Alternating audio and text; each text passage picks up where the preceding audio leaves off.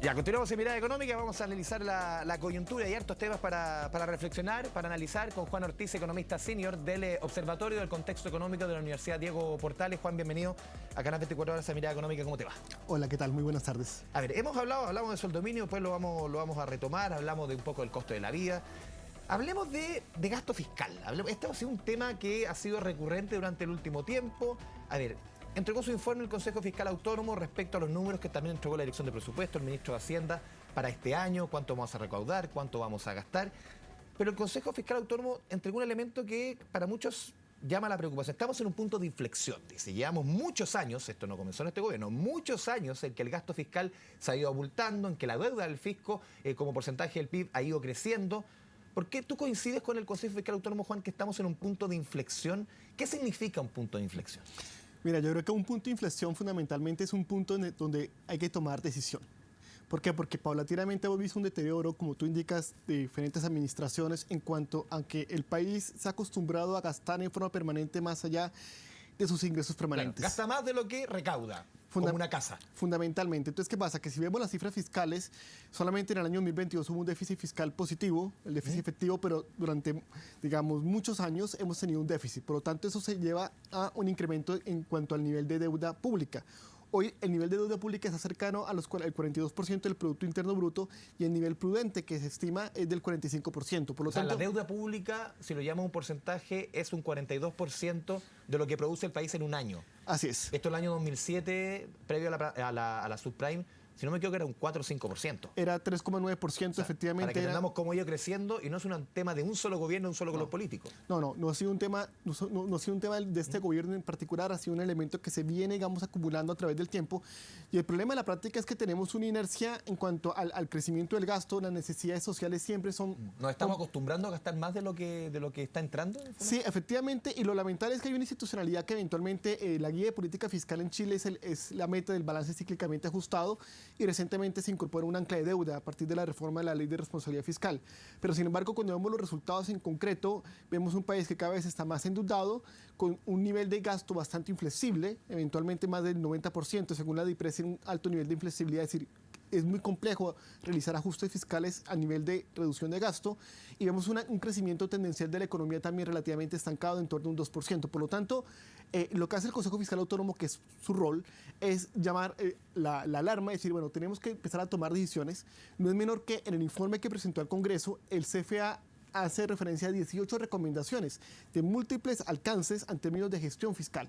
Por lo tanto, aquí lo que yo creo es que es importante que el gobierno tome nota de un sinfín de recomendaciones para empezar a implementar. Ahora, en la realidad práctica del tema es que hay que tomar decisiones políticas para contener el crecimiento del gasto.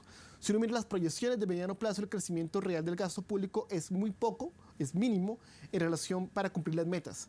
Eventualmente es muy difícil que eso realmente se vaya a presentar. Por lo tanto, si no tomamos decisiones ahora, muy seguramente en 2 años más superaremos el nivel de deuda pública prudente. Sí, Juan, hay argumentos de todos los sectores, pero muchos argumentos, por ejemplo, dicen, a ver, si miramos a Argentina, que usamos la cordillera, la deuda es del 80%, aquí es de la mitad. Si vamos a Estados Unidos, la deuda es del 120%, aquí estamos en un tercio. O sea, muchos dicen, se están encendiendo muchas alarmas, sí, hay que parar esto, pero no estamos en un nivel preocupante. ¿Ese argumento es válido a tu juicio? Mira, hay que considerar varios elementos.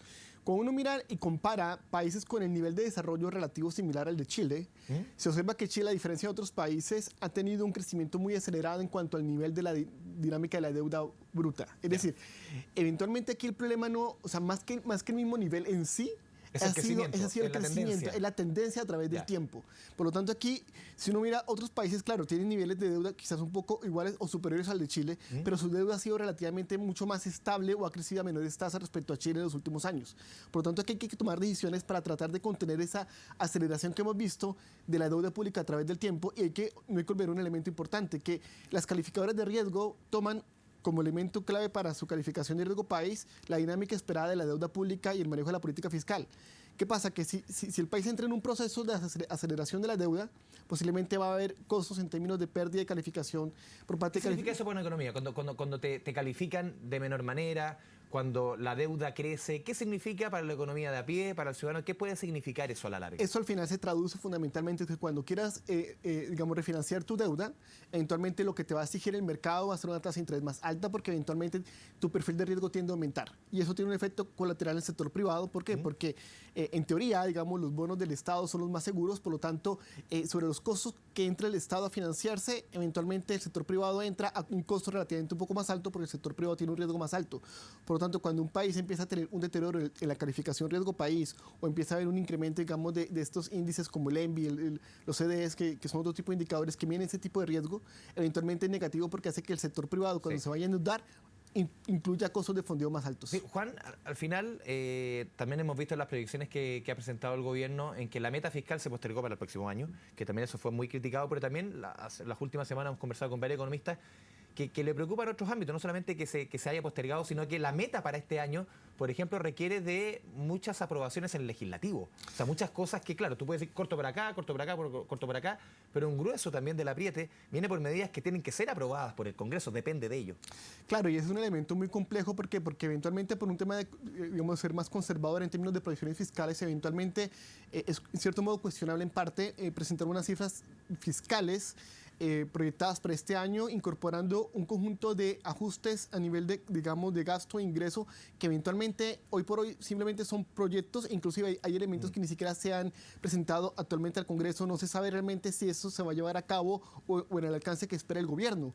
Por lo tanto, lo preocupante acá es que estamos aquí hablando de un proceso de ajuste digamos, que ya arrancó en enero de este año y que se espera se siga dando a lo largo de este periodo, pero que posiblemente no se va a llevar a cabo. Por lo tanto, un poco la cifra que hoy tenemos de un déficit fiscal, digamos, del balance cíclicamente ajustado de 1,6%, puede que no se cumpla realmente, o el balance efectivo con un nivel cercano tampoco se cumple, porque fundamentalmente parte del ajuste que en cierto modo espera implementar el gobierno puede que no se lleve a cabo. Claro.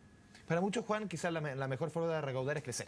Claro. Y tú hablabas, claro, al principio, el crecimiento de nuestra economía es frágil, claro, porque nos gustaría crecer más del 2%. ¿Cómo ves tú los números? Tuvimos la última cifra que conocimos, marzo 3,8% por sobre las expectativas, el año más o menos promedio un 2%. ¿En qué momento estamos económicamente?